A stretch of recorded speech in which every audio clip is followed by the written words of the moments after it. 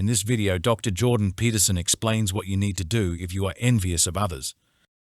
Looking at myself honestly, John says, I'm deeply envious and resentful of others' happiness. How do I turn this around? Well, John, I would say you've started to turn it around already, because you have at least come to the conclusion that you're deeply envious and resentful of others' happiness, so you have the damn problem diagnosed.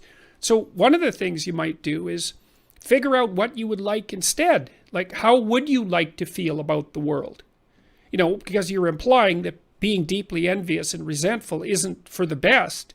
So let's assume that you would rather be pleased about other people's successes and not envious. Well, you know, the first thing you might think is, well, maybe you have to do some writing, or at least some thinking. It's like, maybe the alternative would be to be happy about others' success and happiness.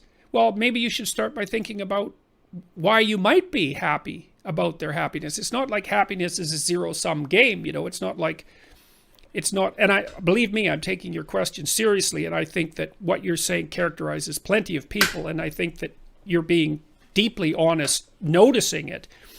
Happiness isn't a zero-sum game, you know. Lots of people can be happy at the same time.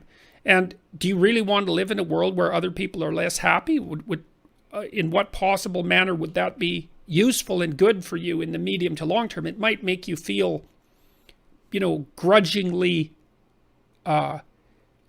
satisfied, you know, in a dark way temporarily, but it's not a very good long-term strategy. So I would say you got to think it through.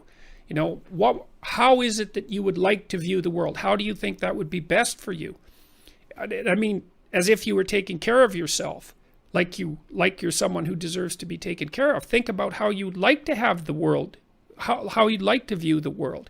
And one of the ways you can do that too is to think about some people that you admire and try to figure out how they look at the world, or even ask them, you know, because maybe then you can find out what it is about your thought patterns that are driving you down this sort of dark road. So